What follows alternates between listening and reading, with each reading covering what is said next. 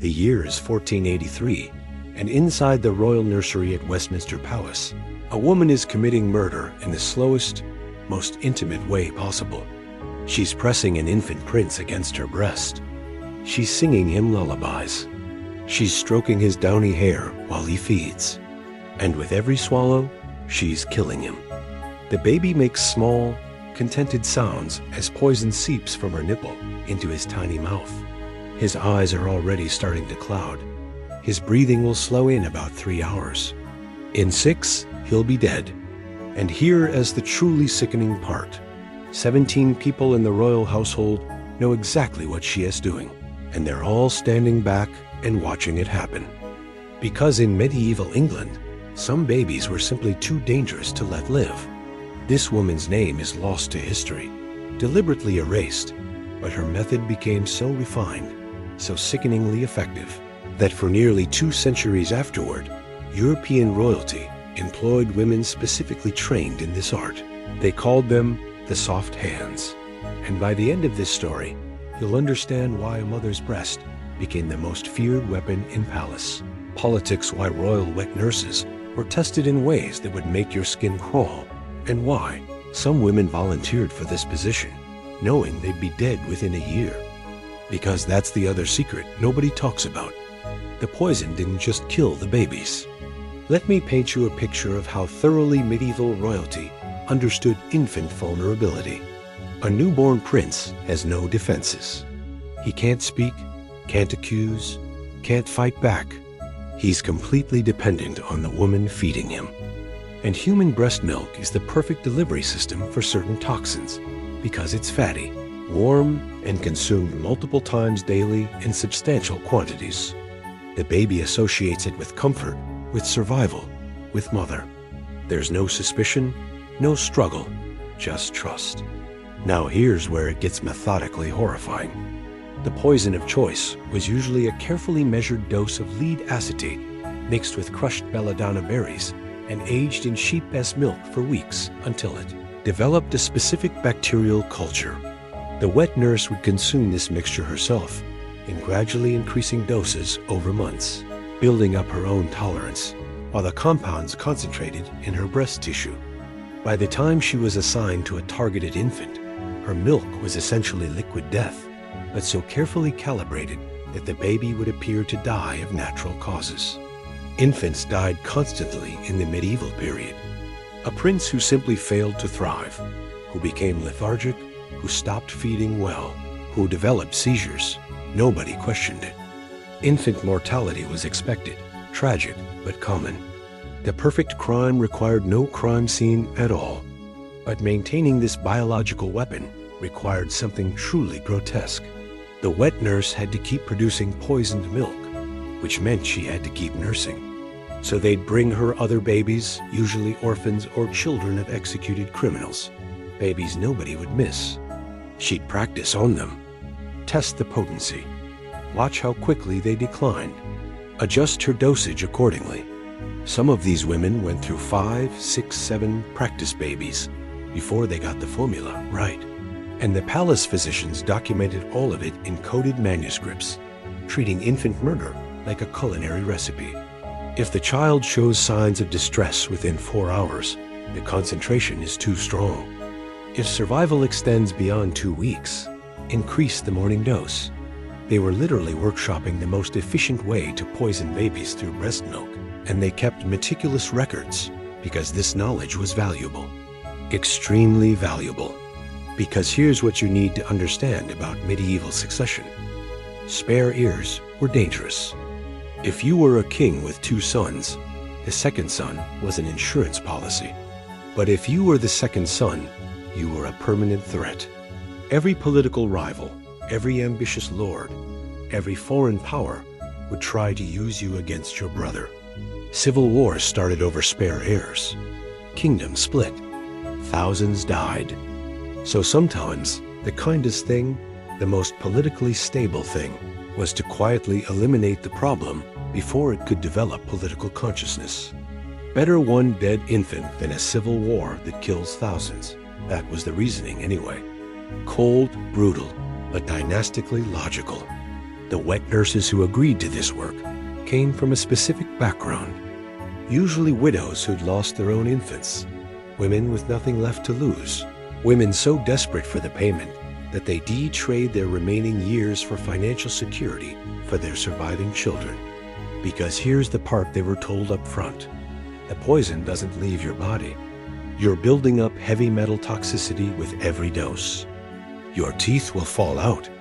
Your hair will thin. Your organs will slowly fail. You have maybe 18 months, 2 years if you're lucky. But your family will be provided for. Your daughters will have dowries. Your sons will have apprenticeships. You'll die, but they'll live well. Some women took that deal. Some women looked at their starving children and decided their own slow death was an acceptable price. And the palace administrators knew exactly what they were doing, because they pay the family stipend until the wet nurse died, then cut off all contact.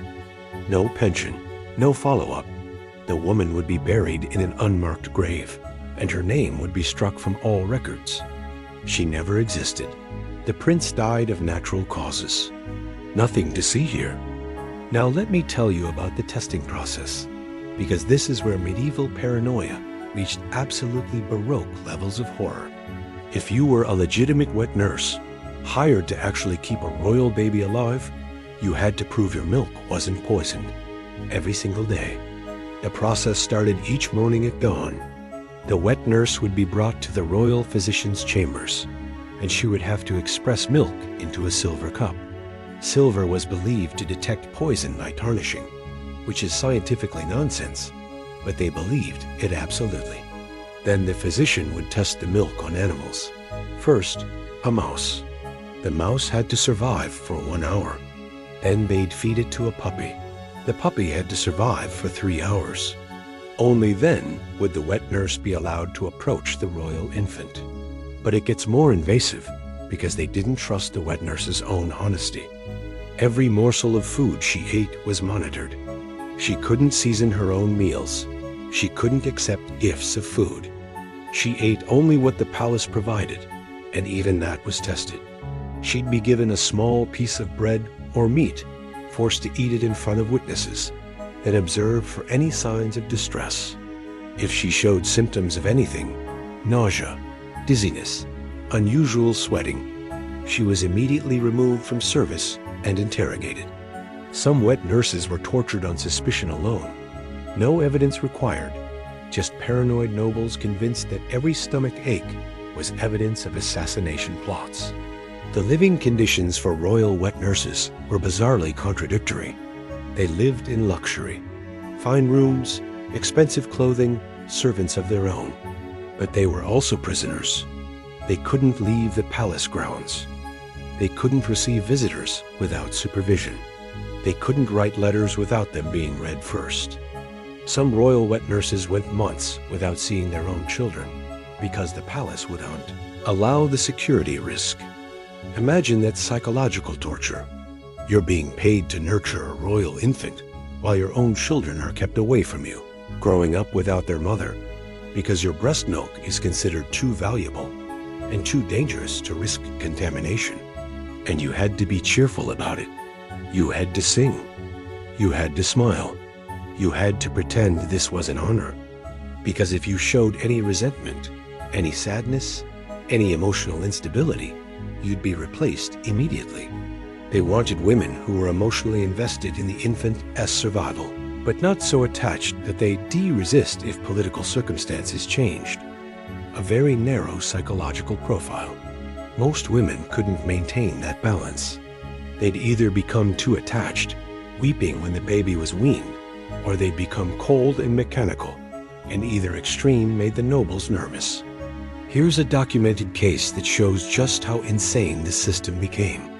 In 1469, a wet nurse named Marjorie Cobb was hired to feed the infant son of King Edward IV. Marjorie was 23, had recently lost her own son to fever, and was by all accounts a kind, capable woman. She nursed the young prince for 11 months without incident. The baby thrived. Everyone was pleased.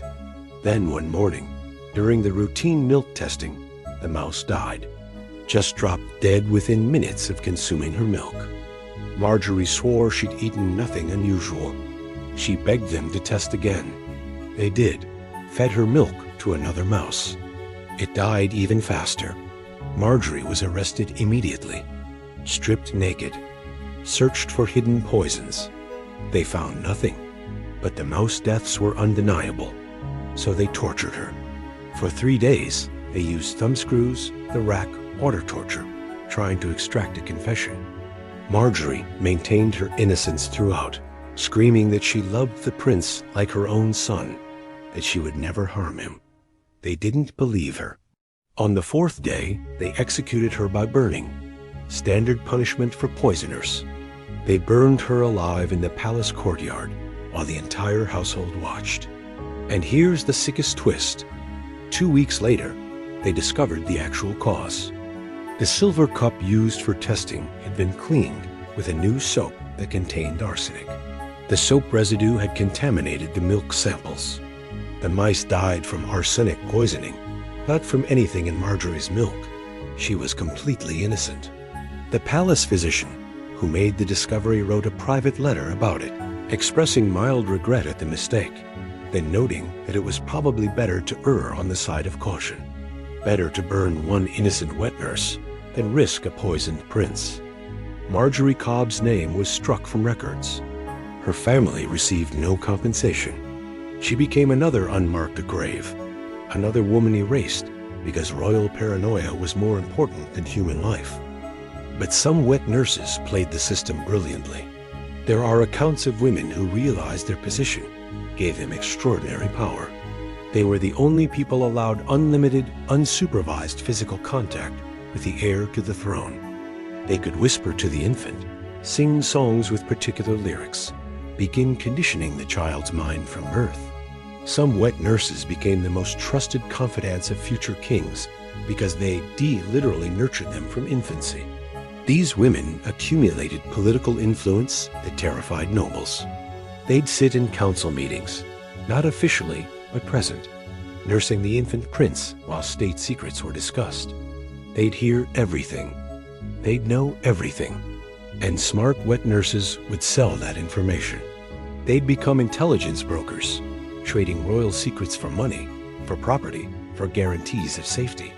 The most successful wet nurse in English history, a woman known only as Dame Agnes, nursed 3 royal children across 2 reigns, accumulated a fortune, bought a small estate, and died wealthy in her own bed at age 67. She survived because she made herself indispensable and made sure everyone knew she had enough secrets to destroy dozens of noble families. Mutually assured destruction, medieval style. Nobody dared touch her because her death would trigger a cascade of exposed secrets that would destabilize the entire court. She turned breast milk into blackmail material. Absolutely savage political instinct. The practice of using wet nurses as political weapons continued well into the Renaissance. By the 1600s, it had become so systematized that there were actual training facilities, usually disguised as convents, where women were taught the pharmacology of breast milk poisoning. These weren't back-alley operations. These were institutionally supported, quietly funded by royal treasuries across Europe, because every major royal house wanted the option, just in case, just if a succession became too complicated, just if a spare heir became too ambitious. The option needed to exist, and the women who provided that option, whether they were poisoners or legitimate nurses, they all lived under the same impossible pressure. Keep this baby alive or die trying, unless you're secretly supposed to kill it, in which case die anyway to keep the secret. It was a position that guaranteed psychological destruction at minimum, and usually physical death as well. Yet women kept taking these positions because the alternative, starvation, prostitution, watching your children die of poverty, was somehow worse. That's what medieval desperation looked like. That's the choice they were given: die slowly poisoning princes or die quickly in a gutter. Some choice. And we remember the princes, the kings, the grand sweep of royal history. But nobody remembers Marjorie Cobb. Nobody remembers the practice babies. Nobody remembers the soft hands that killed in the dark, while everyone pretended not to notice. History erased them as thoroughly as the palace administrators intended. Until now.